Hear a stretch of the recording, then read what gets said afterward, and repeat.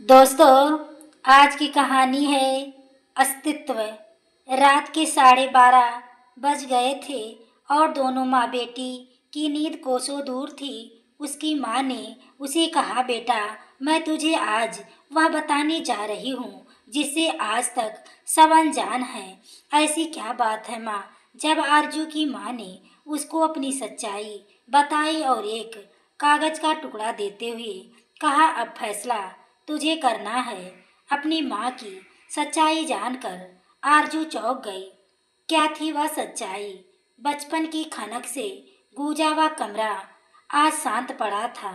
रंग बिरंगी सपनों को दर्शाती तस्वीरें उसके और उसकी माँ की मुस्कान के रूप में दीवारों पर सजी हुई थी, पर उसकी वह भूरी आंखें उन तस्वीरों की जगह जमीन पर बिखरे कागज को एकटक गौर से देखे जा रही थी। उन आंखों में ना कोई भाव था, ना ही विचार। सूनी सी उन नजरों में सिर्फ था तो एक सवाल, क्यों? आखिर ऐसी क्या तकलीफ थी मेरे अस्तित्व ने कि उन्हें मेरा होना तक गंवारा ना था। मन ही मन, या और ऐसे ना जाने कितनी ही प्रश्न पिछले 2 घंटे से उसके मन में उथल पुथल मचा रहे थे। उसकी नज़र दीवार पर लटक रही घड़ी पर गई। 12:30 बज रहे थे। माँ को सोने अपने कमरे में गए हुए 2 घंटे हो चुके थे और इन 2 घंटे में एक बार भी उसकी पलकें नहीं झपकी थी। आरजू, सब ठीक है ना? माँ ने उस अपने कमरे में जाने से पहले एक आखिरी बार पूछा था। हाँ माँ, मैं एकदम ठीक हूँ, आप चिंता मत करो। उसने एक मुस्कान के साथ अपनी माँ का हाथ थामते हुए कहा। उसकी उस पकड़ में एक भरोसा था और एक विश्वास भी। अगर तुम्हारा फैसला बदले तो मुझे निसंकोच कह देना, मुझे जरा भी बुरा नहीं लगेगा। इसका विश्वास मैं तुझे दिलाती हूँ। माँ, मैं आपसे जो भी कहा वह बहुत सोच समझ कर कहा। उन पन्नों को फिर से पलट कर पढ़ना नहीं चाहती जिन्हें कभी मेरे जीवन की पुस्तक में लिखी ही नहीं। उसकी बात सुनकर उसकी माँ तो अपने कमरे में सोने के लिए चली गई, पर उसकी आंखों में नींद कहाँ, एक कतरा नहीं था। रह रह के उसे उसकी माँ की बात याद आ रही थी। आज का दिन उनके लिए कितना सुखद और महत्वपूर्ण था। वर्षों की तपस्या के बाद आज उसकी माँ की झोली में एक नई खुशी जन्मी थी। प्रशासनिक सेवा में उसे नौकरी मिल गई और इसके साथ ही उसकी माँ को उनकी तपस्या का फल भी मिल गया था। आज इसी खुशी में माँ ने पूरे कस्बे में मिठाई बांटी थी और पास पड़ोस वालों को दावत पर भी बुलाया था। माँ की आंखों में उस दावत की खुशी के अलावा कुछ और भी दिख रहा था, जो शायद उसकी माँ के लिए काफी महत्व रखता था। पर वह क्या था, यह आरजू समझ ना सकी थी। खैर, इस पहेली ने उसकी कोई परीक्षा नहीं ली थी। दावत खत्म होने के बाद जब माँ उसके कमरे में तेल की बोतल लेकर उसके बालों को मालिश करने आई तो यकायक उनकी आंखों का सारा भेद उनके सामने जाहिर हो गया। जानती है आरजू, मैं तेरा यही नाम क्यों रखा?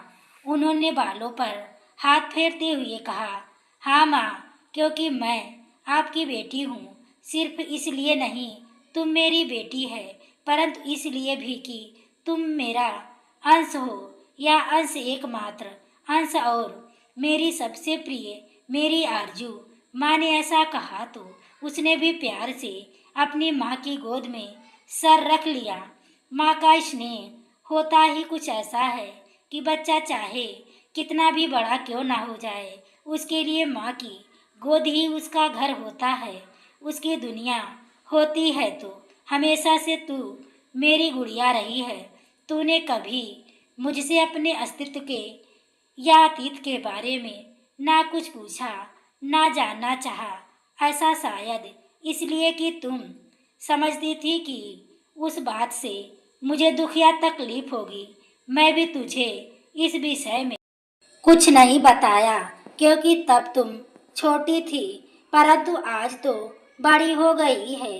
अपने जीवन का एक नया अध्याय लिखने जा रही है, जहाँ तू अब अपने वजूद की कहानी खुद लिखेगी। इसलिए मैं तुझे आज बताने जा रही हूँ, जिसे आज तक सब अनजान है। ऐसी क्या बात है माँ? गंभीर होकर आरजू ने पूछा, क्योंकि आज तक उसने माँ के चेहरे पर कई भाव देखे थे, किंतु आज ऐसा भाव कभी नहीं पढ़ा था।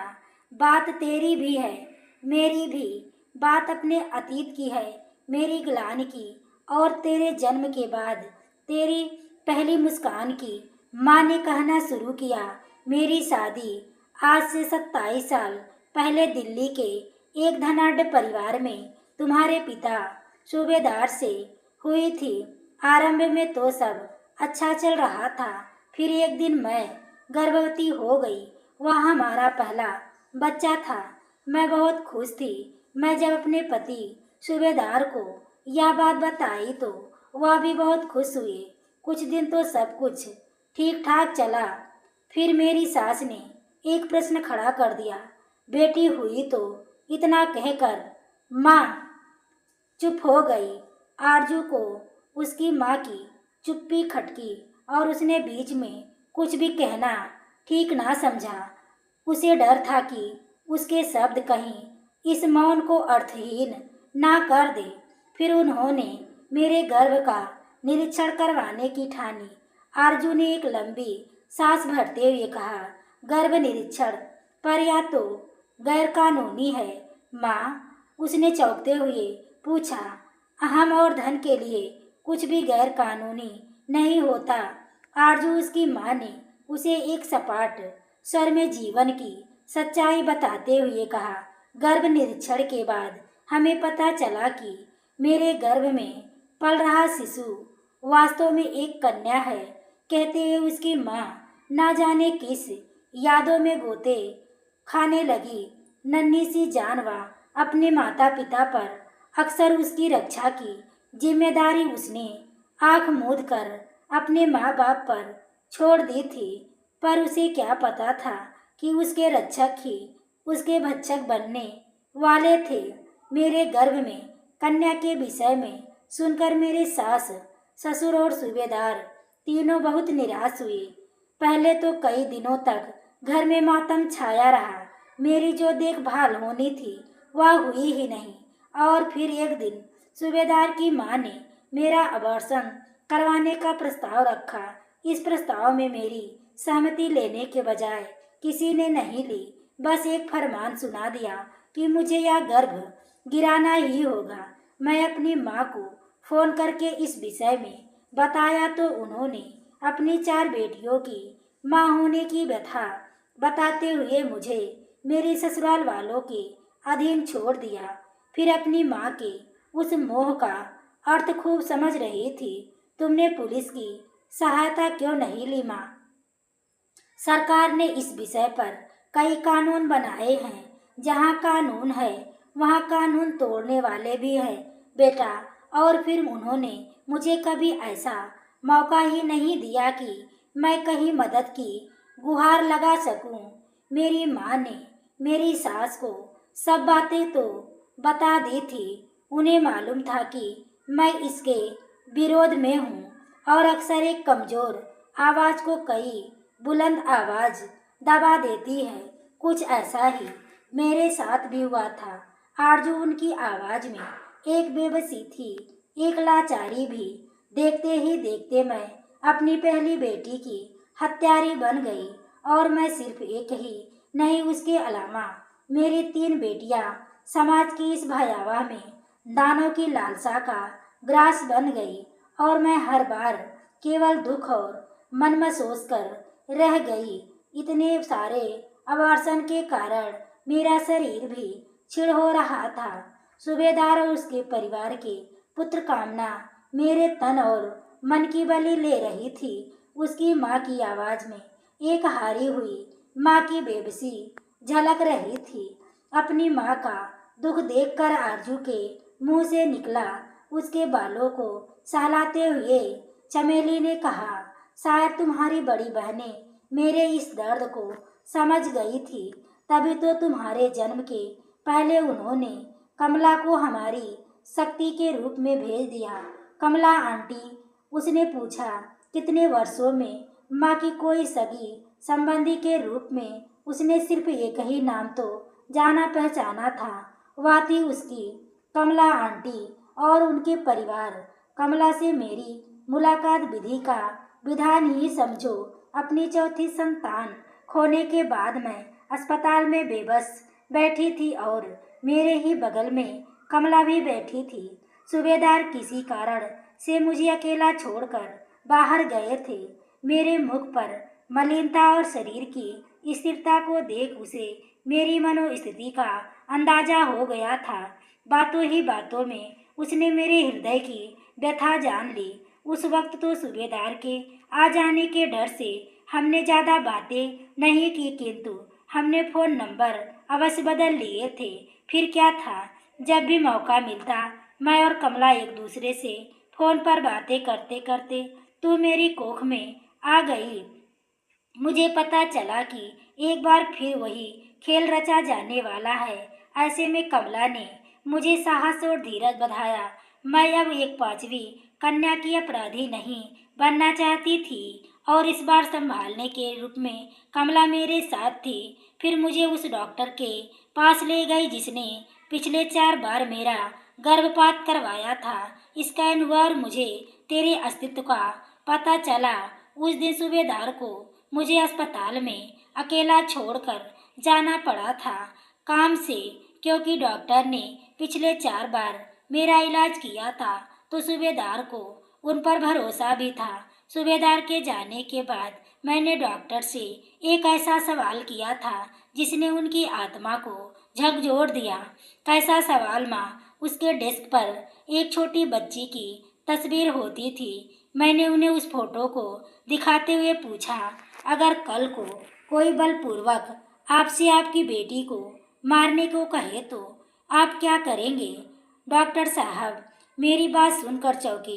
फिर उनकी नज़र मेरे कोख पर गई, यानी तुम पर गई। हर बार मेरे गर्भपात की पीड़ा उनके मन को तीर की भांति चुभने लगी।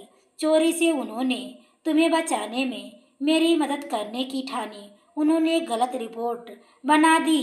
अब की बार मेरे गर्भ में एक बालक पल रहा है। मेरी सास ने यह खबर सुनकर पूरे मोहल्ले में घी के दीप जलाए थे। पर माँ, झूठी रिपोर्ट, आरजू ने कहा। तो झूठी रिपोर्ट बनाना ज़्यादा सही ना। उसकी माँ की आवाज़ में एक तजुर्बा परिलक्षित हो रहा था। उन्होंने मेरे ससुराल वालों को कह दिया था कि इस वक्त मेरी हालत बहुत नाजुक है और मेरे शरीर को पूर्ण विश्राम और अच्छे भोजन की आवश्यकता है, तभी शिशु स्वस्थ और बलवान होगा। उनकी यह बात सुनकर सारा घर मेरी देखभाल में व्यस्त हो गया। वह 8 महीने में शादी के बाद पहली बार आराम से गुजारे थे। देखते ही देखते मुझे 9वां महीना लग गया। इस बार चेकअप करवाने सूबेदार के साथ गई थी। मैंने अचानक उनसे जिद की, मुझे चाट खानी है अपने बच्चे के मुंह में। सूबेदार मुझे डॉक्टर के यहाँ छोड़कर चाट लाने गए।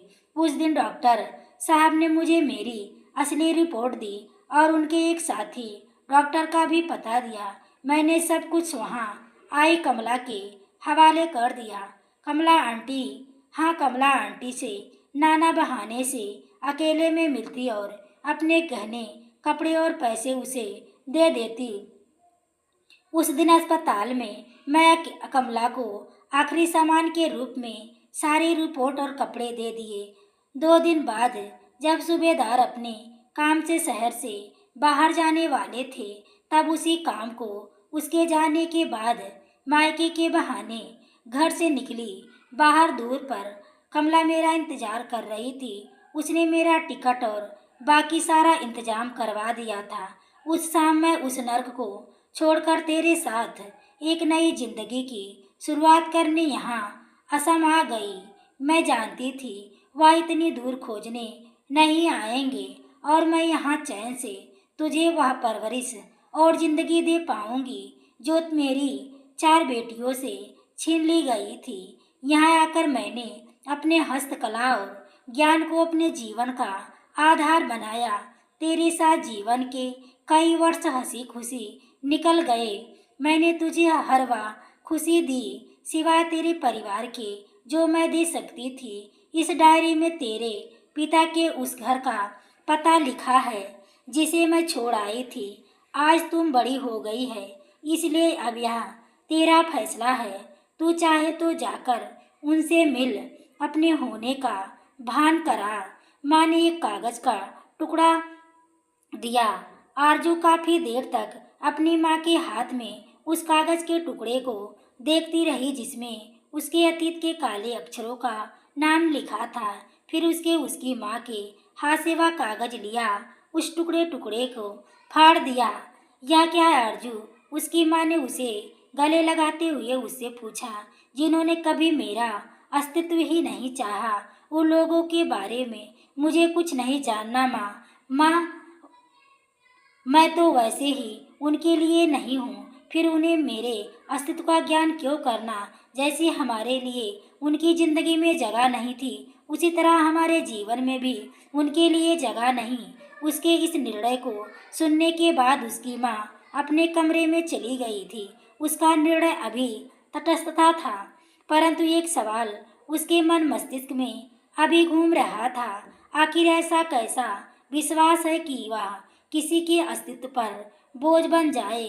संतान तो संतान होती है, फिर चाहे लड़का हो या लड़की।